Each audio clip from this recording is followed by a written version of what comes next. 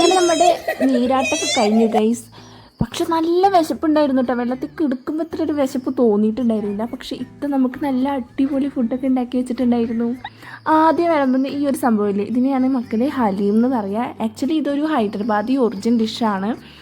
ഗോതമ്പ് പൊടി അതുപോലെ തന്നെ 5 തരം പയറുവർഗ്ഗങ്ങളൊക്കെ ഇട്ട് ചിക്കനൊക്കെ വെച്ച് ഉണ്ടാക്കുന്ന ഒരു ഡിഷാണ്. ഞാൻ ആദ്യമായിട്ടാണ് കഴിക്കുന്നത്.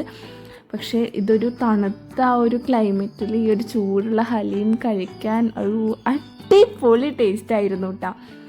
അതിൻ്റെ റെസിപ്പിയൊക്കെ നമുക്ക് ഡീറ്റെയിൽ ആയിട്ട് പറഞ്ഞു തന്നിട്ടുണ്ട്. അപ്പോൾ ഇനി ഇത് വീട്ടിൽ പോയിട്ട് ഉണ്ടാക്കി നോക്കണം എന്നൊക്കെ ആഗ്രഹമുണ്ട്. പക്ഷേ വീട്ടിലെത്തി ഇനി ഈ ഒരു ആഗ്രഹമൊക്കെ പെട്ടെന്ന് തന്നെ ഇല്ലാണ്ടാവും കേട്ടോ. അതാണ് എൻ്റെ ഒരു സ്വഭാവം. പിന്നെ നമ്മൾ ചോറ് വിളമ്പിട്ടു. ചോറിലേക്ക് മോര് കറി, മീൻ കറി, അതുപോലെ തന്നെ ഉപ്പേരി, പപ്പടം, അച്ചാർ എനിക്ക് ഭയങ്കര ഇഷ്ടമുള്ള കാര്യം കുറേ ഇട്ട് കഴിച്ചു കേട്ടോ. എരിവ് മാറ്റാൻ വേണ്ടിയിട്ട് നമുക്ക് നല്ല പഴുത്ത മാങ്ങ കഴിച്ചു. അതുപോലെ ഇത്താൻ്റെ വീടിന് ചുറ്റും നിറച്ചും ഇങ്ങനെ മാംഗോസ്റ്റിൻ്റെ റംബൂട്ടാൻ്റെ ഒക്കെ മരങ്ങളാണ്.